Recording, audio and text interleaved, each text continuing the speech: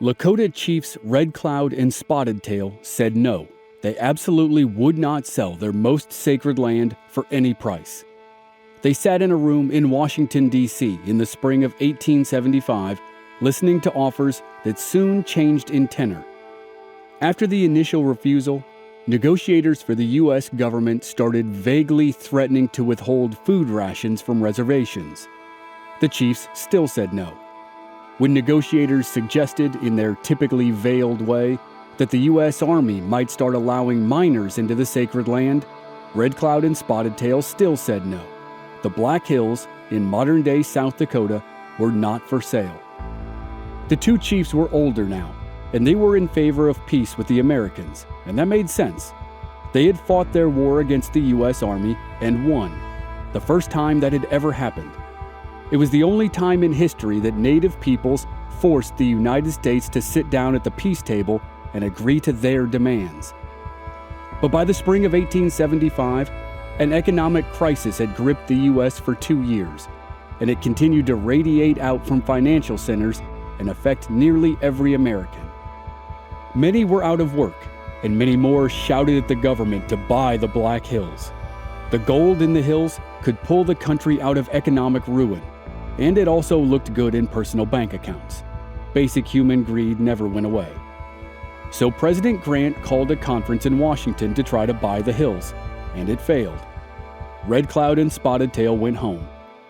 A few months later, in September 1875, Grant tried again. He sent a delegation west to meet with Native leaders on their home turf. Red Cloud and Spotted Tail showed up, and so did several thousand others who wanted to hear the deal. In the months between the negotiations, Red Cloud and Spotted Tail changed their minds. They now believed the U.S. would take control of the Black Hills somehow, some way. It was inevitable, so they might as well get something from it to help their people. This time, they named a price: $70 million. That would be more than $2 billion today. And if that number sounds high, consider this. Based on the estimated amount of gold and silver that came out of the hills during the lifetime of the mines, and using today's prices, the total value would be more than $73 billion. If the Black Hills region was its own country here in 2021, it would rank number 70 on the list of the richest nations in the world. But back in 1876, $70 million was too much for the American delegation, and negotiations broke down a second time. There would not be a third. 2 months after the final failed attempt to buy the Black Hills, President Grant held a meeting at the White House that changed the history of the American West.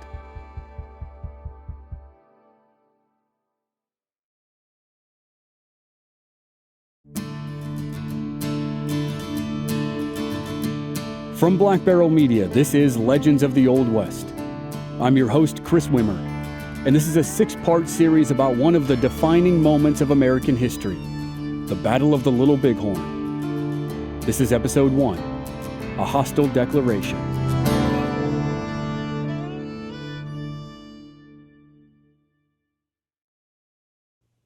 The pivotal meeting happened in Washington on November 3, 1875. President Grant met with a group of advisors that included General Phil Sheridan and General George Crook. Sheridan was stationed in Chicago, Illinois, and was the commander of the Division of the Missouri. That meant he oversaw all the territory from Illinois to the Rocky Mountains, and from Texas to Canada, basically the entire homeland of the Plains Indians. He and his boss, William Tecumseh Sherman, General of the Army, had been preaching all-out war against the tribes for years, and they were continually frustrated with Grant's peace policy. The policy for the Northern Plains was rooted in the Fort Laramie Treaty of 1868, the agreement that ended Red Cloud's war.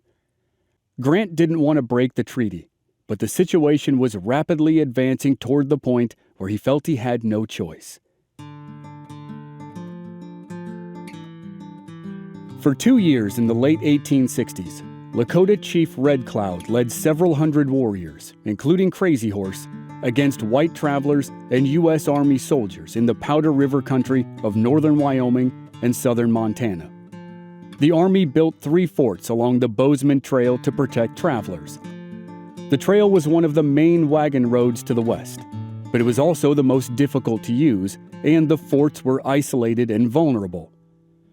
Red Cloud's forces ravaged the soldiers at all times of the year until the warriors ultimately annihilated the command of Captain William Fetterman. All 81 soldiers were killed in a single battle. After the Fetterman fight and another year of smaller engagements, the U.S. asked for peace. The Fort Laramie Treaty that ended the bloodshed was historic and classic at the same time. It was historic in that it was the first and only time that Native tribes forced the U.S. into a peace treaty.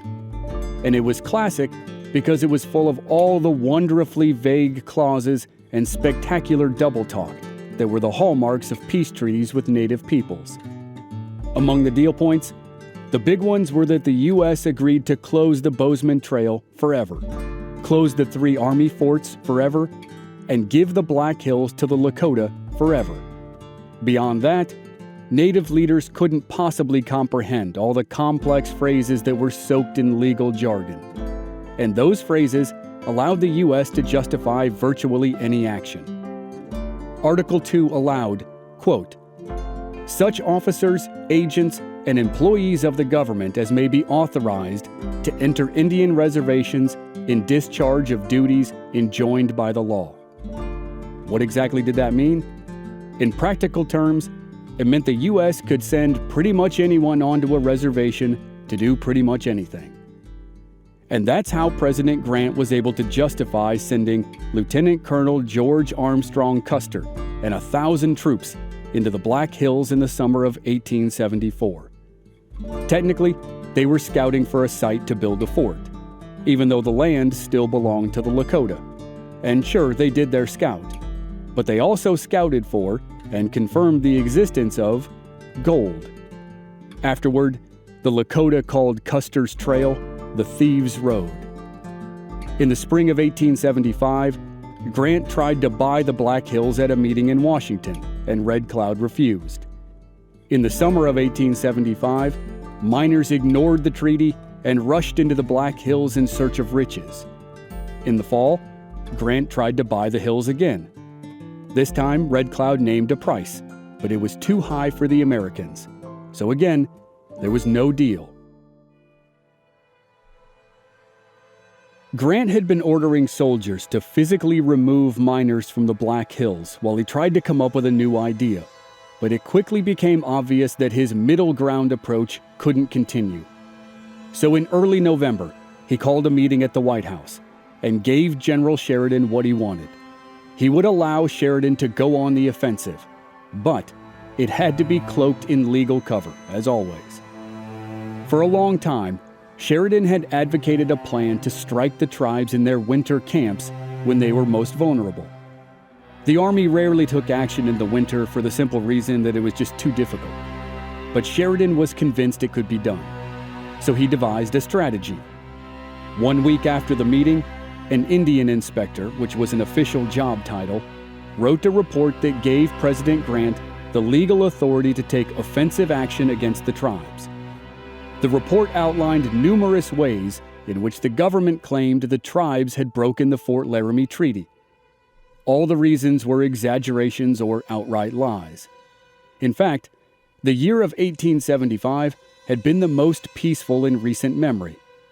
Nevertheless, in December, runners went out to the winter camps with a message: be on a reservation by January 31st, 1876, or the U.S. Army would wage war. For most of the tribes on the northern plains, the time frame was a joke. In the dead of winter, they couldn't possibly make it by the deadline even if they wanted to. The handful of tribes that could make it and wanted to did, but many didn't try because it was impossible. And a third group had no intention of complying with any order or request by the U.S. government. On February 1st, 1876, the day after the deadline, the U.S. Department of the Interior made a declaration.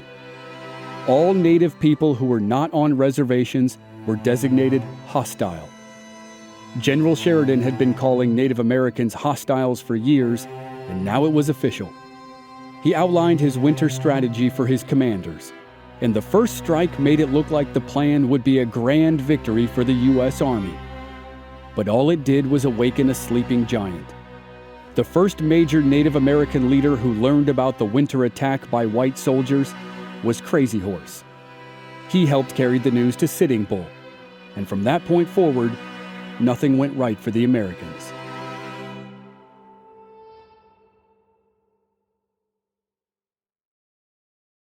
Crazy Horse is one of the great enigmatic figures in American history. We have plenty of verbal and written descriptions, but he never had his picture taken, so we still don't know exactly what he looked like. We know he had unusually light skin and sandy brown hair, such that his name at birth was Light Hair. As he grew into adolescence, he was called Curly, again because of his hair. And when he proved himself in battle against other tribes, his father handed down his own name, Crazy Horse. In village life, Crazy Horse was uncommonly quiet and reserved. But in battle, he was almost impossibly brave. He distinguished himself so many times at such a young age that he earned his way into an elite warrior society and was selected as one of 4 shirt wearers. Being a shirt wearer was a prestigious honor. Crazy Horse was given a shirt made of Bighorn fleece, and locks of hair were woven into it that represented his accomplishments. Crazy Horse's shirt had 250 locks of hair in it. But those honors were 10 years in the past, and a lot had happened since then. Crazy Horse lost his shirt-wearer status. He ran away with the woman he loved, but she was already married. Her husband tracked them down, burst into their tent, and fired a gun at Crazy Horse. The bullet tore a gash in Crazy Horse's left cheek and broke his jaw. Shortly after that episode, Crazy Horse's only brother was killed in an attack on some miners, and a close friend was killed in a poorly planned raid on the Shoshones. The next year, Crazy Horse got married, probably out of obligation. He was around 30 years old and needed a wife and children. He and his wife had a girl, but unfortunately she only lived to the age of 3. So the early 1870s were a rough period for Crazy Horse. By the spring of 1876, his life had normalized to whatever extent that was possible. And in March of 1876, his village was camped along the Powder River in southern Montana. Early in the morning, on a freezing cold day, his village was shocked to see people trudging through the snow toward them. The people were refugees from a village farther down the river, and they had a story to tell. Their village had been attacked a few days earlier, just after dawn, by a company of white soldiers.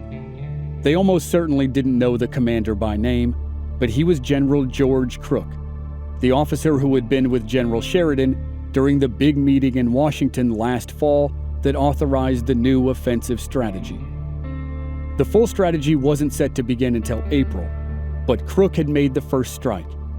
In mid-March, he led 400 cavalrymen toward a village of about 65 lodges. It was mostly a Cheyenne village led by Chief Old Bear, but some Oglala and many Kanju from the Lakota tribe were visiting at the time. They had all heard of the declaration by the United States, and they were slowly making their way toward a reservation, but they were in no hurry. They stopped along the way to let their horses eat the good grass where they could find it. The village was asleep when Crook's men attacked early on a brutally cold morning. The soldiers charged into the village and forced most of the people to flee, but around 150 warriors regrouped and counterattacked. The fighting was probably stilted and scattered thanks to the weather. Only 2 villagers were killed and a few others wounded, but the worst part was that the soldiers burned most of the lodges. When the soldiers finally rode away, most of the villagers were homeless, hungry, and terrified. They trekked through the snow to reach the closest camp that could help, the camp that was the home of Crazy Horse. Crazy Horse and his small village welcomed the refugees and gave them food and shelter. But Crazy Horse's small village couldn't adequately care for all the new refugees. They needed more supplies, and the council of other leaders, and safety in numbers. The new combined village moved northwest to join Sitting Bull's camp. Sitting Bull and Crazy Horse met a few years earlier, around the time Crazy Horse's daughter was born. They had participated in several raids together, and now, at Sitting Bull's camp, the elders discussed and debated the situation for 3 days. Many of the people in camp were there because they aligned themselves with the ideals of Sitting Bull, Crazy Horse, and the other leaders. Those leaders would never sign a treaty with white men. They did not attend the conference in Nebraska last fall when Red Cloud offered to sell the Black Hills, and they vowed to stay away from the encroaching white civilization. And that was Sitting Bull's advice now. He said they should avoid the whites, not attack them. The tribes should not be the aggressors, but they would absolutely fight if they or their friends were attacked. There was general consensus on the plan, and Sitting Bull sent runners to the reservations to request warriors. The village would try to avoid white travelers and soldiers, but it needed to prepare for a fight. It couldn't afford to be caught off guard like Old Bear's village. At the end of March and through April and May, the village moved northwest, and it grew in size and strength every day. It was comprised mainly of Cheyenne and the Oglala and Hunkpapa bands of the Lakota. A few years earlier, Sitting Bull became close friends with a Cheyenne medicine man, and they made a pact to protect and support each other. And now, the Cheyenne had been attacked, so Sitting Bull and his followers supported their allies. And warriors heeded Sitting Bull's calls.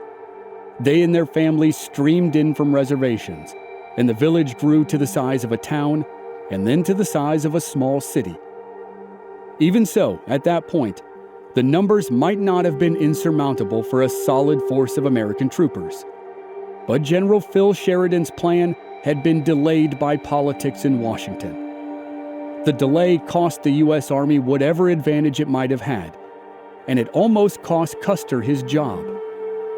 Being removed from a grand expedition on the plain to battle the last remaining free warriors was probably a fate worse than death for Custer.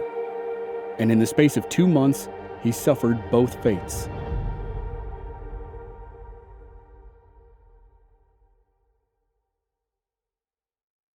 Originally, General Sheridan wanted to start the winter campaign in February, while the tribes were scattered in smaller camps.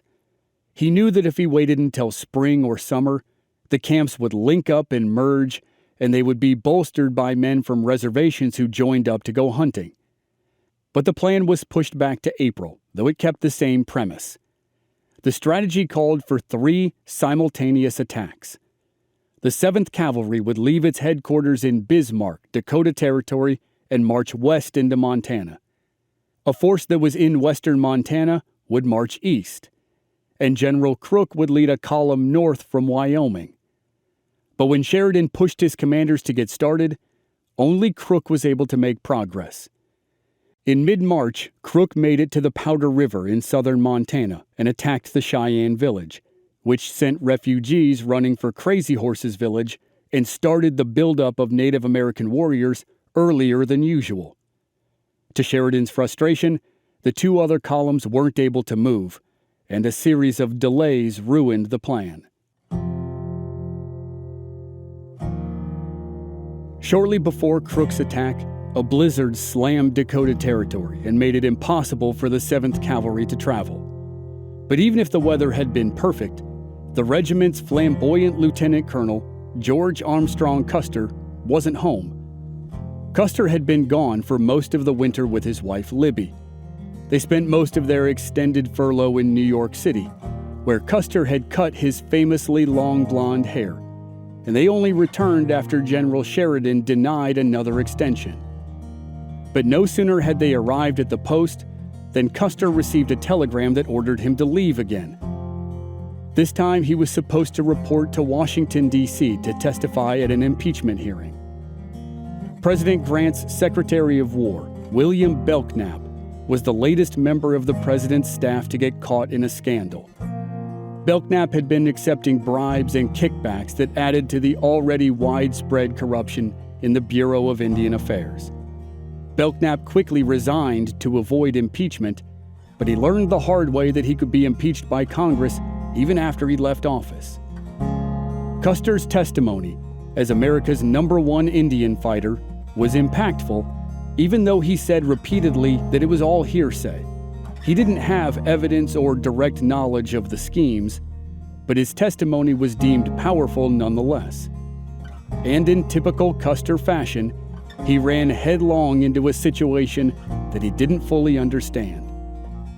Some of his testimony infuriated his longtime supporter, General Phil Sheridan. And then Custer was forced to give more testimony. A trip that he thought would last a few days turned into a saga of more than a month. And when he returned to Congress at the end of April, he somehow outdid himself. This time, he infuriated the President of the United States. President Grant's brother Orville was implicated in the scandal, and Grant was so offended by Custer's testimony that he personally removed Custer from command of the Dakota column for the upcoming campaign against the hostiles. Custer couldn't believe what was happening. General Sherman, the general of the Army, advised Custer to go see the president. Custer had already tried twice during his month in Washington, and Grant refused to see him both times. But Custer tried again.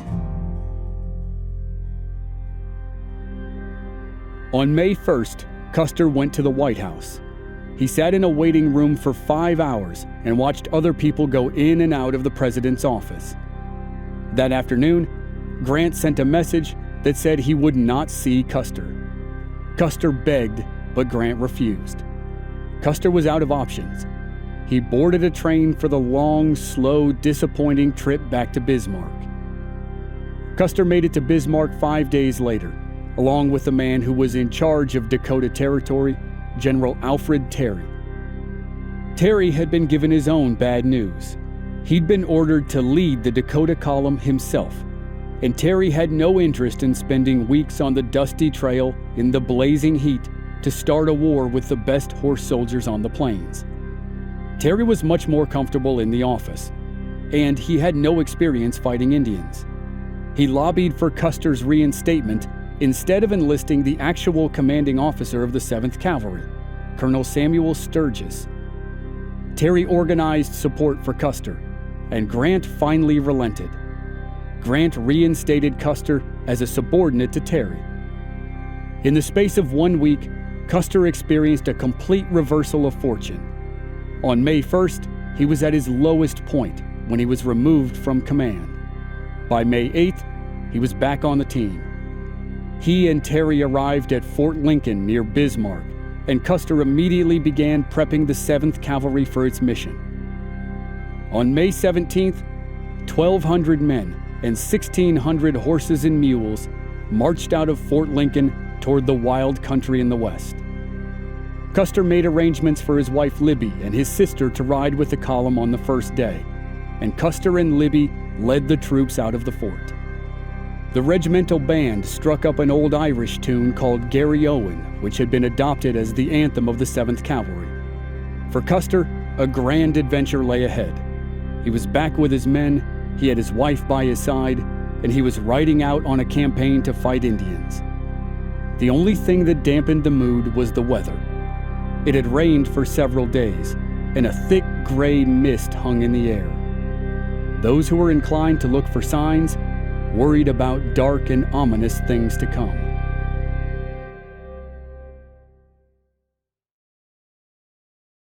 After delays because of weather and politics, General Phil Sheridan's grand strategy was finally underway. The Dakota column was marching west through present-day North Dakota.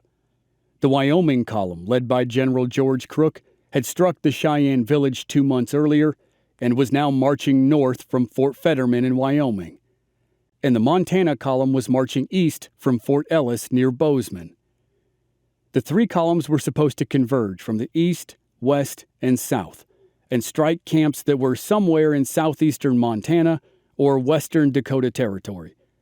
No one knew exactly where the camps were, but they'd find them eventually. And while the armies began their search, Sitting Bull's village grew rapidly. It moved along the rivers in southern Montana and gained new members every day as people fled the reservations. Sitting Bull was around 45 years old in 1876. He was a medicine man and the clear leader of the Hunkpapa band of the Lakota Sioux. The name Sioux is an overall label that was created by the French when they first encountered Sitting Bull's ancestors 200 years earlier. It was a corruption of a Chippewa word that meant little snakes. But the way the Chippewa used it to describe the Sioux, it meant enemies. Americans adopted the label as a way to describe three tribes collectively: the Lakota, Dakota, and Nakota. The tribes shared a similar dialect and origin story, so they were grouped together under the name Sioux. The Sioux people believed that the number 7 had mystical properties, and each tribe was divided into 7 smaller groups that were called bands. The Lakota were the dominant tribe on the northern plains, and most of the leaders you've heard of came from bands of that tribe. The great war chief Red Cloud was born into the Brule band, and then became a leader of the Oglala band. Crazy Horse was Oglala, and Sitting Bull led the Hunkpapa band. In the spring of 1876, members of all the bands who had no desire to live on reservations or who had answered Sitting Bull's call for help hurried to Sitting Bull's camp. In late May, while the Dakota column battled the weather as it slowly worked its way toward Montana, Sitting Bull sat on a butte near the Rosebud River. He looked out over an incredible vista in southern Montana. Below him, a village that had grown to more than 400 lodges stretched out for almost a mile. He settled into a good spot high on the butte and began to pray. After a while, he drifted off to sleep and had a dream. In the dream, he saw a village shaped like a cloud hovering over the ground. A dust storm rolled in from the east. It slammed into the cloud, and the collision caused bursts of lightning and rain. Then the cloud smashed the dust storm and forced it away. When Sitting Bull awoke, he believed he had seen a vision of the future, a vision that would turn out to be the first of 2 before the ultimate confrontation. In his dream, the dust storm was created by Army soldiers, and the village had successfully repelled it. Before he had taken up his perch on the butte, his scouts told him that there were soldiers moving in from the west and maybe the south as well. But Sitting Bull was confident that an attack would come from the east, from soldiers he didn't even know were there. He had dreamed of a fight with the 7th Cavalry, and a month later it happened. But before that, 3 other things happened. Sitting Bull had another vision, one that foretold a great native victory. The Montana column that could have struck from the west and dealt a devastating blow didn't. And a fight with the Wyoming column in the south did happen. It was called the Battle of the Rosebud, and it opened the door for Custer's column in the east to ride to its destiny.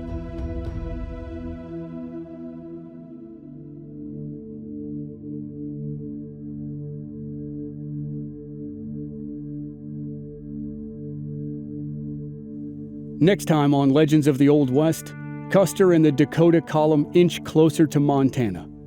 The Montana column misses an opportunity to strike, and the real action happens along the banks of the Rosebud. Sitting Bull, Crazy Horse, and hundreds of warriors attack the Wyoming column. That's next week on Legends of the Old West. And members of our Black Barrel Plus program don't have to wait week to week. They receive the entire season to binge all at once with no commercials. Sign up now through the link in the show notes or on our website, blackbarrelmedia.com. Memberships begin at just $5 per month. Original music by Rob Valier. I'm your writer, host, and producer, Chris Wimmer. If you enjoyed the show, please leave us a rating and a review on Apple Podcasts or wherever you're listening. Check out our website, blackbarrelmedia.com, for more details, and join us on social media. We're at Old West Podcast on Facebook, Instagram, and Twitter. This show is part of the Airwave Podcast Network.